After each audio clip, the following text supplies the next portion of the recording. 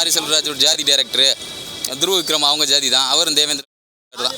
ஒரு படமாக எடுத்து ஒரு கதாபாத்திரம் மூலியமாக ஒரு படமாக எடுத்து விடுறாரு. அதை வலி வேதனையமாக தான் பார்க்கணும். அவர் உணர்ச்சியை புரிஞ்சுக்கிட்டாலும் பரவாயில்ல, ரொம்ப அசிங்கப்படுத்தக்கூடாது அவரை.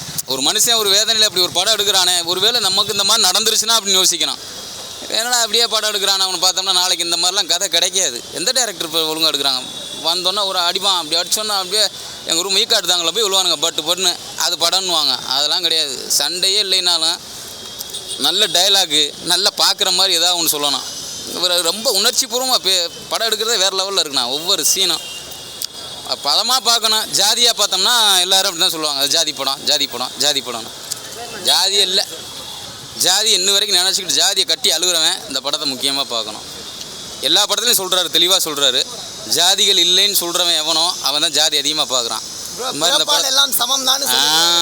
பெரியாரை நேசிக்கணும், அம்பேத்கரை பார்க்கணும்னு சொல்லுங்கள்.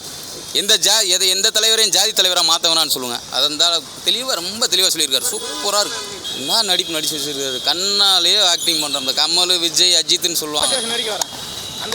எத்தனை படம், 3 படம் 4 படம்னாலும் வேறு லெவலில் ஆக்ட் பண்ணியிருக்காரு. ஒவ்வொரு சீன்லேயும் கபடி சீனில் வேறு மாதிரி இருக்குது, பங்கமாக இருக்குது.